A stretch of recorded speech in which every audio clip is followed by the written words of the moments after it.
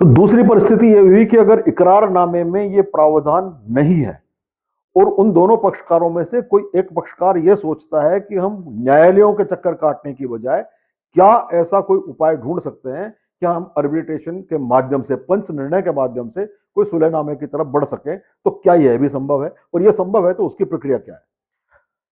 आप एक चीज देखें साहब कि एकल पंच पंचायत प्रणाली जो पूर्व काल के अंदर किसी भी न्याय व्यवस्था के लिए एक बेसिक स्ट्रक्चर हुआ करता था, अभी उसी स्ट्रक्चर को क्रिएट करने के मोटिव से मेरे अनुसार ये आर्बिट्रेशन एंड कंसिलिएशन एक्ट बनाया गया है, जिसमें वहां पर सामाजिक विवादों के लिए, यहाँ पर व्यवसायिक विवादों के लिए इस अधिनियम की स्थापना की गई है। और ये बिल्कुल सही है कि किसी भी प्रकार के विवाद के निपटारे के लिए आप एकल पंच की नियुक्ति के जरिए या किसी भी तटस्थ व्यक्ति को एकल पंच के रूप में नियुक्त करके विवाद का निपटारा करवाए जाने के लिए दूसरे पक्ष को आमंत्रित कर सकते हैं। इसमें किसी प्रकार का कोई प्रतिबंध नहीं है, लेकिन इसमें प्रावधान यह है कि दूसरे पक्ष को आप बाउंड नहीं कर सकते हैं कि दूसरा पक्ष उस प्रक्रिया को अपनाए और आपके उस आमंत्रण को स्वीकार करे। उसकी सहमति आवश्यक। बिल्कुल, यदि दूसरा पक्ष उस आमंत्रण को स्वीकार करता है तो आप बिल्कुल जा सकते हैं, लेकिन बिना उसकी सहमति के आप किसी पक्षकार को बाउंड नहीं कर सकते हैं।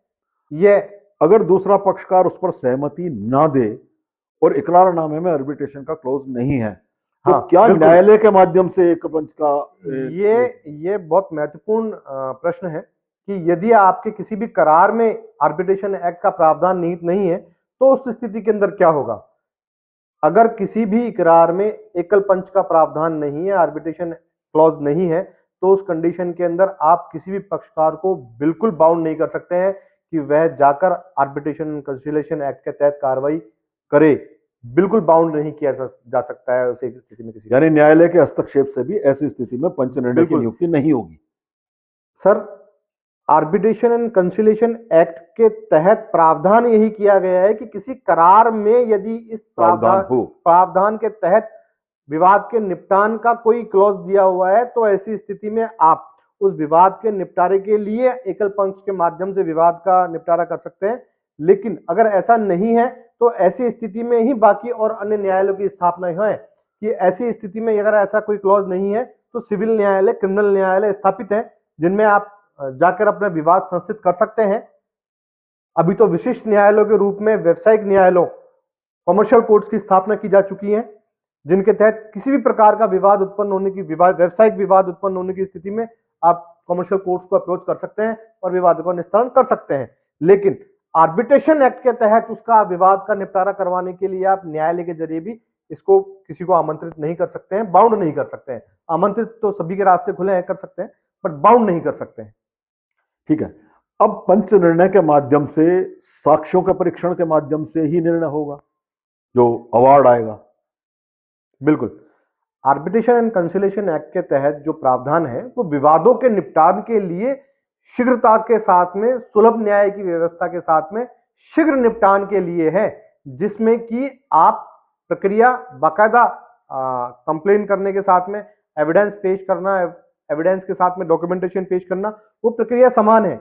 लेकिन यहां चूंकि किसी भी व्यक्ति को, जिस तटस्थ व्यक्ति को आप आर्बिट्रेशन के एकल पंच के रूप में नियुक्त करते हैं, वह व्यक्ति न्यायालयों के समकक्ष इतने प्रकार के ज्यादा काम के बोझ से नहीं दबा होगा कि आपकी प्रक्रिया के अंदर ज्यादा समय लगे। तो उस प्रक्रिया को शीघ्रता के साथ में संपन्न कराने के लिए एकल पंच के माध्यम से उसको शीघ्रता से संपन्न कराया जा सकता है। अब एकल पंच जिसको नियुक्त किया जाएगा उसकी क्या योग्यताएं होनी चाहिए? किसे एकल पंच नियुक्त किया जा सकता है? एकल पंच की नियोक्ताओं के लिए शेड्यूल दिए हुए हैं आर्बिट्रेशन कंसिलिएशन एक्ट 1996 के अंदर, जो कि अमेंड हुआ है उसके बाद में भी। इनके अंदर विशिष्ट प्रावधान है कि किस प्रकार का व्यक्ति एकल पंच के रूप में नियुक्त किया जा सकता है। और अभी विभिन्न न्यायिक दृष्टांतों के माध्यम से माननीय उच्च न्यायालय और माननीय सर्वोच्च न्यायालय ने इस समय उस एक्ट के अंदर कई प्रकार के मूलभूत परिवर्तन करते हुए न्यायिक दृष्टांतों के माध्यम से ये सिद्धांत वेल स्टैब्लिश कर दिए हैं कि किस प्रकार से व्यक्ति एकल पंच की योग्यता रखता है, अहर्ता रखता है, और किस प्रकार के व्यक्ति को एकल पंच नियुक्त किया जा सकता है।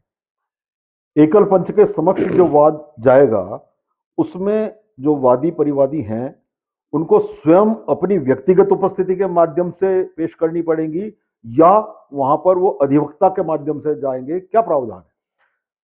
अधिवक्ता के जरिए उपस्थिति देगा व्यक्ति। किसी भी व्यक्ति को विवाद की स्थिति के अंदर एकल पक्ष के समक्ष उपस्थित होते समय अपने अधिवक्ता को साथ में रखने की स्वतंत्रता है, और चाहे व्यक्ति तो स्वयं भी अपनी उपस्थिति के जरिए वहां पर अपना पक्ष रख सकता है।